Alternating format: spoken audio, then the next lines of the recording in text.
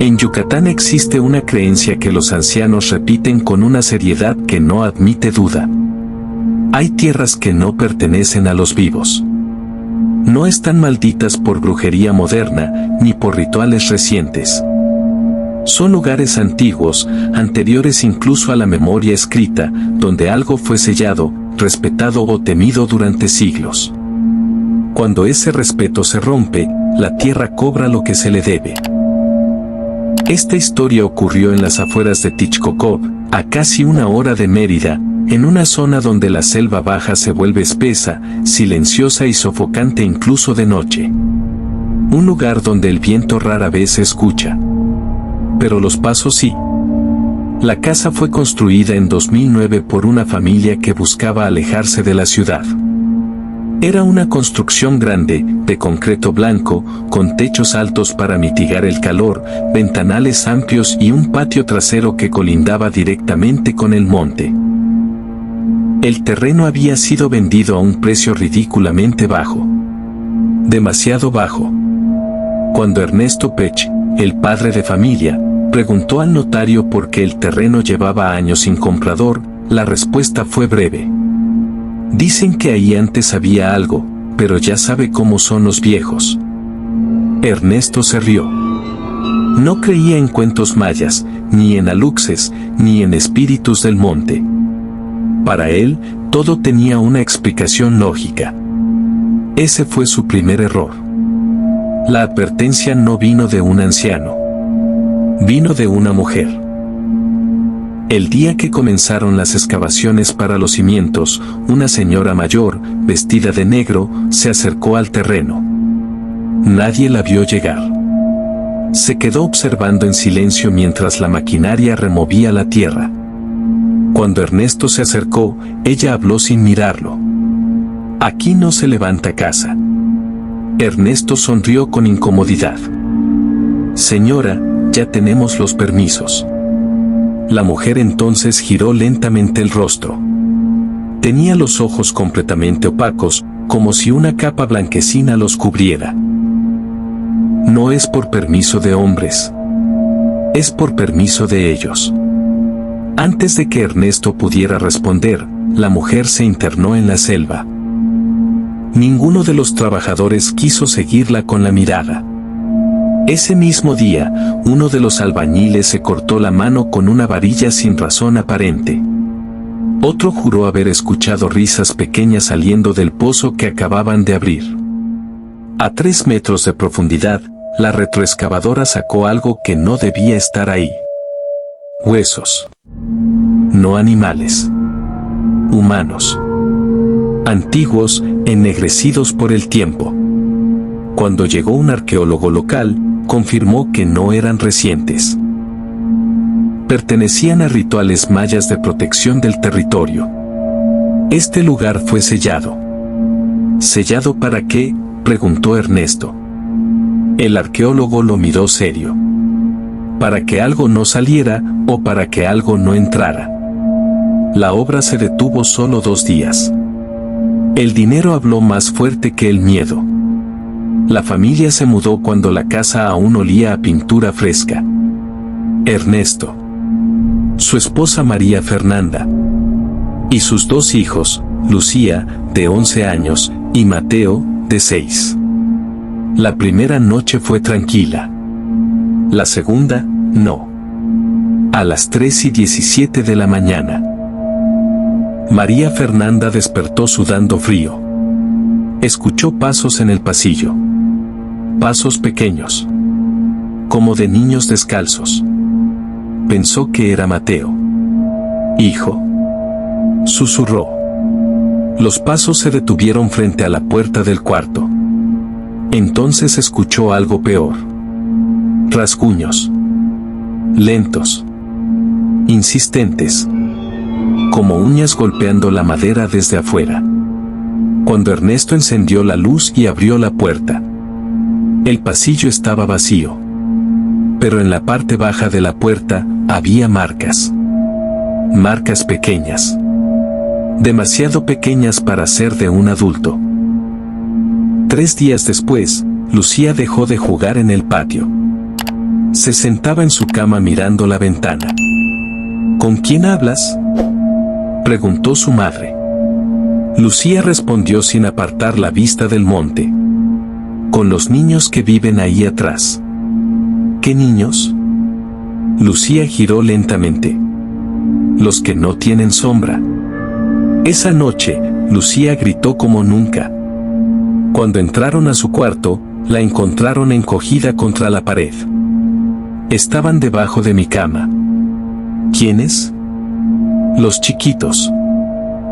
Debajo de la cama no había nada. Solo tierra. Tierra húmeda, como si alguien hubiera excavado desde abajo. El pozo comenzó a oler mal.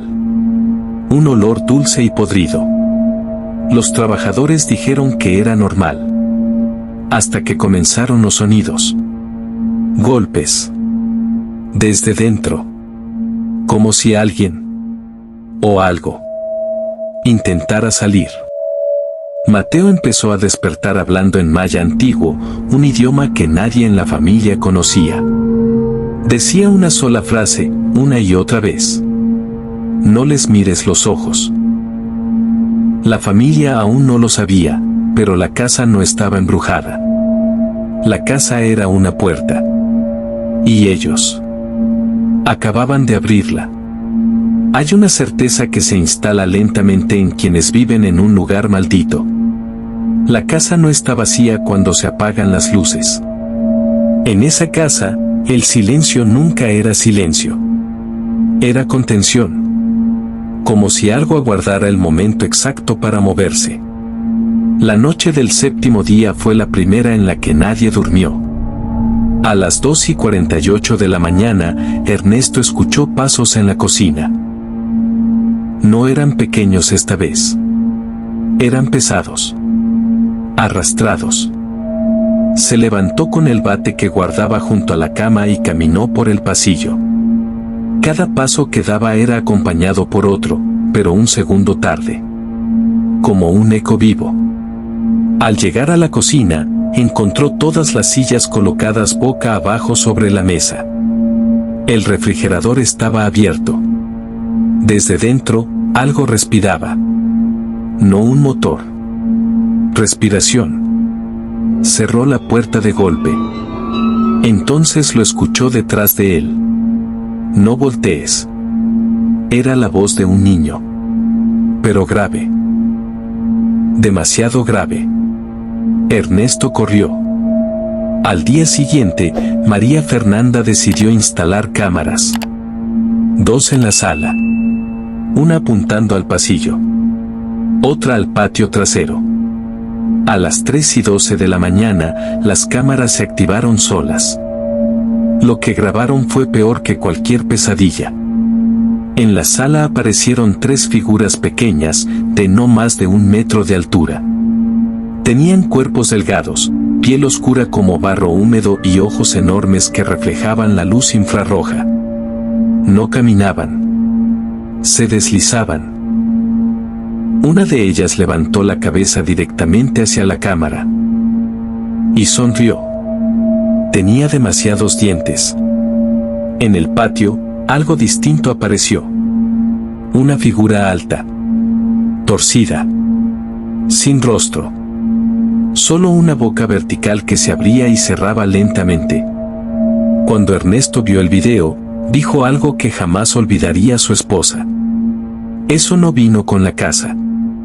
Eso estaba esperando. Mateo dejó de ser Mateo. Comenzó a quedarse quieto durante horas, mirando la pared. Cuando hablaba, ya no lo hacía como un niño. Ustedes no son los dueños. Aquí siempre hubo trato. Ustedes rompieron el trato. Una madrugada, María Fernanda lo encontró parado frente al pozo. Descalzo. Sonriendo. Mamá, dicen que bajes conmigo. Cuando intentó cargarlo, Mateo pesaba como un adulto. Y no dejaba de reír. Decidieron irse. Empacaron solo lo esencial. Pero cada vez que intentaban salir, algo fallaba. El coche no encendía. Los celulares se quedaban sin señal. El GPS marcaba caminos que no existían. Una vez lograron avanzar 5 kilómetros. Y regresaron al mismo portón. La selva no los dejaba salir. Un H-men, curandero maya, aceptó ir a la casa. Apenas cruzó la entrada, escupió al suelo. Aquí no vive uno. Aquí viven muchos. Encendió copal, comenzó rezos. Pero algo lo interrumpió. Un golpe seco desde el techo. Luego otro. Luego decenas. Como si pies pequeños corrieran sobre la casa. El H-men cayó de rodillas. No son aluxes normales. Son guardianes torcidos. Los despertaron. Se negó a continuar. Esta casa ya fue marcada. Esa noche, las paredes comenzaron a latir. Literalmente. Como si la casa tuviera un corazón enterrado debajo. Y Lucía, con los ojos llenos de lágrimas, dijo: ya no quieren que nos vayamos. Quieren que nos quedemos. Como ellos. Hay un momento en toda historia maldita en el que el mal deja de observar. Y actúa. Para la familia Pech, ese momento ocurrió una madrugada sin luna, cuando la selva permanecía tan quieta que ni los insectos se atrevían a cantar. Eran las 3:33 de la mañana. La cámara del pasillo captó a Mateo saliendo de su cuarto. No caminaba. Avanzaba rígido, como sostenido por hilos invisibles. Sus pies no tocaban completamente el suelo. Se dirigió directo al patio trasero. Ninguna puerta se abrió. Simplemente estaba afuera. Ernesto despertó con un dolor intenso en el pecho, como si alguien se hubiera sentado sobre él. Escuchó un susurro que no venía de un solo lugar. Ya es hora. Corrió al patio. El pozo estaba abierto. La tapa de metal había sido movida. Y desde dentro salía una luz tenue, verdosa, palpitante. Mateo estaba de pie frente a él. Papá, ellos dicen que solo uno tiene que bajar. Ernesto intentó agarrarlo. Pero algo invisible lo empujó con violencia contra la pared. Entonces ocurrió. Lucía gritó. María Fernanda gritó. Mateo dio un paso atrás. Y cayó dentro del pozo.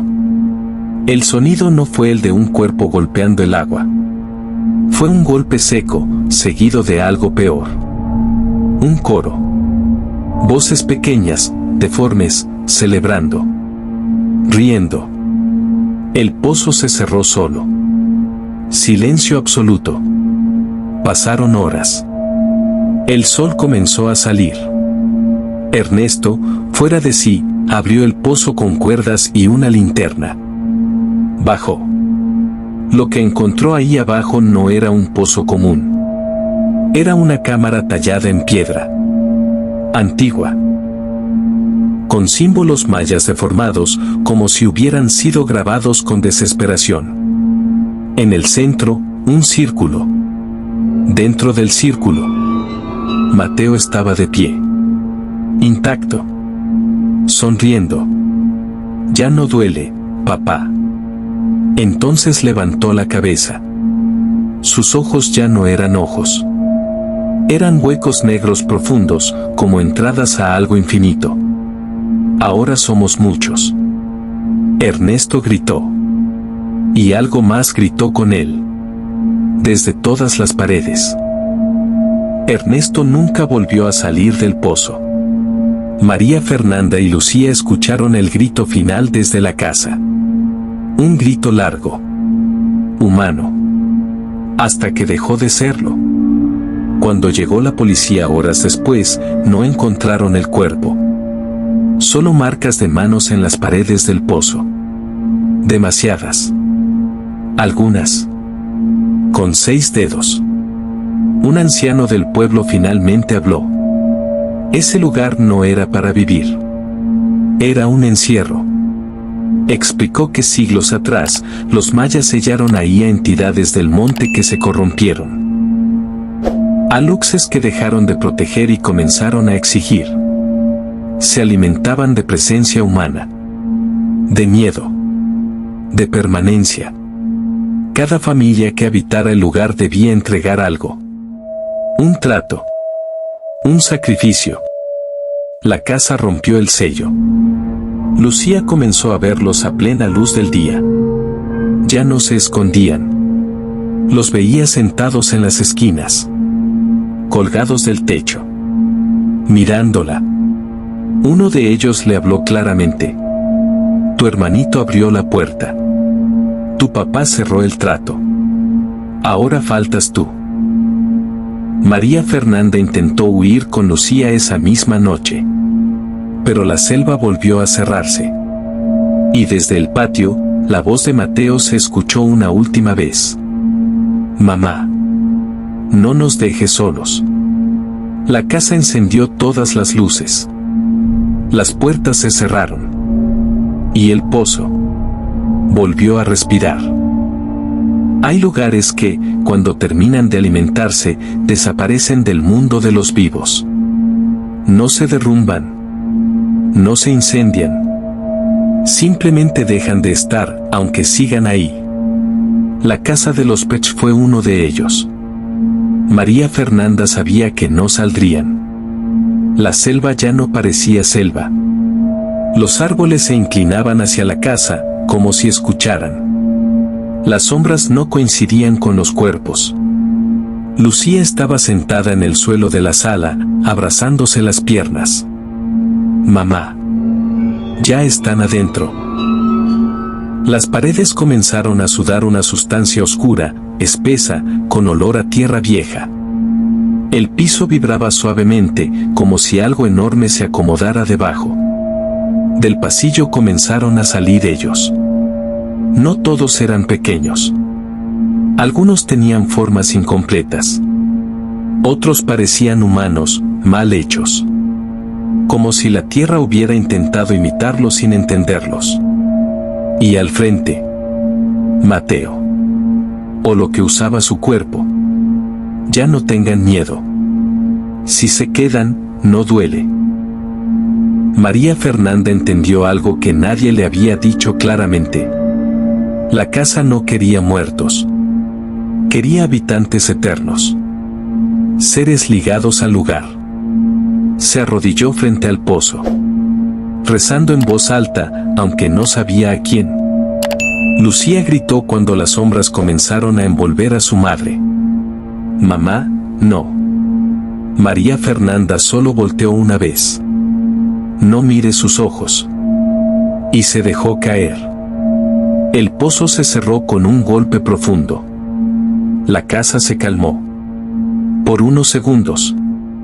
Lucía despertó sentada en su cama.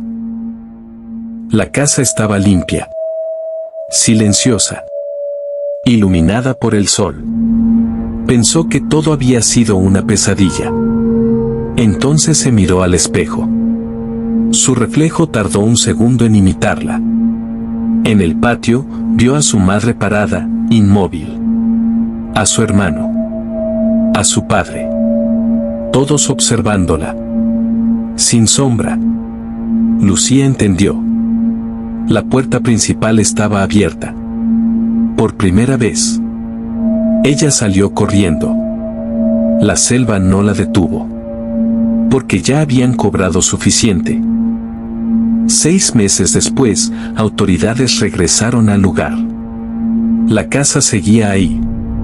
Pero no aparecía en registros catastrales.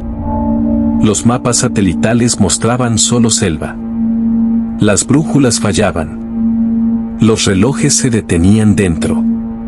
Al entrar, encontraron algo imposible. 3 figuras talladas en piedra, en el patio trasero. Una mujer. Un hombre. Un niño. Con expresiones de terror. Mirando hacia el pozo. No había rastro de violencia. No había cuerpos. Solo tierra removida. y risas lejanas.